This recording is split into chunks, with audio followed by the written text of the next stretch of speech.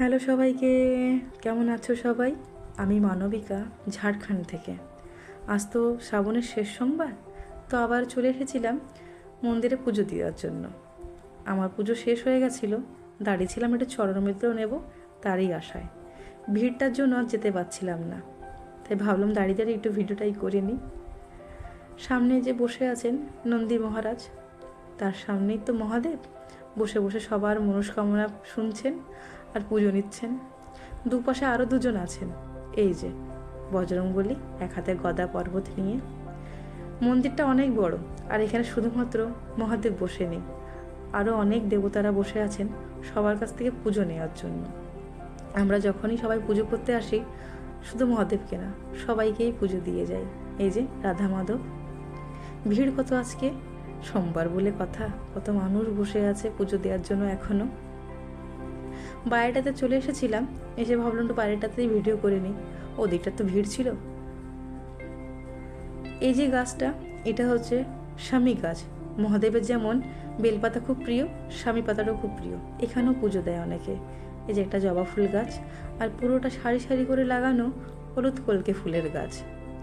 আর এই যে এটা, এখানেও পুজো হয়। এটা হচ্ছে রামনবমী, তো অনেকে কম বেশি ভালো করে জানো, তো সেদিনকে ঝান্ডাটা ওঠানো হয়। আর পুরো আমাদের বাজার দিয়ে, সবার কলোনি দিয়ে এই ঝান্ডাটাকে নিয়ে ঘোরা হয়, আর রাম নামের জোরে জোরে গুণগান করা হয়। বেশ ভালো লাগে সেদিনকে। আর একটা জায়গা দেখাচ্ছি, এটা হচ্ছে মন্দিরের পেছনে। এখানটা একটা সুন্দর ছোট্ট করে কুটির বানানো আছে। এটা বানানো এই কারণেই, প্রত্যেক বছর মার্চ মাসের সময় এখানে মস্ত বড় একটা যজ্ঞের অনুষ্ঠান হয়, 6-7 দিন ধরে চলে।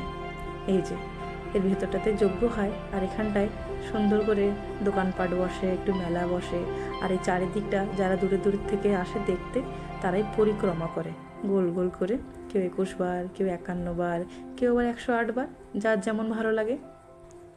আর এদিকটা দেখাচ্ছি, এখানে কিছু গাছ লাগানো আছে মন্দিরে, একটু ফলের গাছ, ফুলের গাছ। এটা একটা লেবু গাছ, এটা একটা পেয়ারা গাছ, একটা ঝাউ গাছ, আর এখানটায় একটা গোলাপ গাছ, বেগুন গাছ, লঙ্কা গাছ। আর এই যে এটা হচ্ছে একটা পঞ্চজবা ফুলের গাছ, খুব ভালো কুড়ি ফুটেছে, কালকে অনেক ফুল দেবে। এটা একটা লঙ্কা গাছ, আর এখানে মস্ত বড় বড় দুটো গোলাপ গাছ। এখন তো সিজন না গোলাপের, কিন্তু যখন হয় ফুলে পুরো ভরে যায়। একটা ট্যাঙ্ক বসানো আছে জলের ব্যবস্থার জন্য। আর এই যে ব্যবস্থাটা চলছে, এটা হচ্ছে বিকেলবেলা প্রসাদ বিতরণ হবে, প্রত্যেক সোমবারই হয়। আর এটা হচ্ছে ছোট্ট করে একটা রাম মন্দির, রাম, সীতা মাতা, লক্ষ্মণ আর হনুমান। এবার চলে যাচ্ছিলাম, দেখি পাই নাকি চরণমিত্রটা। অনেকক্ষণ ধরে তো দাঁড়িয়ে রয়েছি, প্রায় 1:45 বেজে গেছিলো। বাড়ি গিয়েও তো অনেক কাজ আছে, রান্নাবান্নাও আছে। আচ্ছা, আমি একটু বলে দিই, এখানে আমার এই চ্যানেলটা একদমই নতুন, তো যদি কারোর ভালো লেগে থাকে আমার ভিডিওটা, একটু পাশে থেকো, সাহস দিও, যেন এমনি করে একটা ভিডিও করে তোমাদের সাথে শেয়ার করতে পারি। পেয়ে গেছিলাম চরণমিত্র নিয়ে, এবার সোজা বাড়ি। অনেকক্ষণ তো হয়ে গেল, ছেলেও হয়তো চলে এসছে স্কুল থেকে। মন্দিরটা একটু বাইরের থেকে দেখিয়ে দিলাম। রাত্রেবেলা খুব সুন্দর লাগে, পুরোটা লাইটিং করা তো, খুব সুন্দর জ্বলে।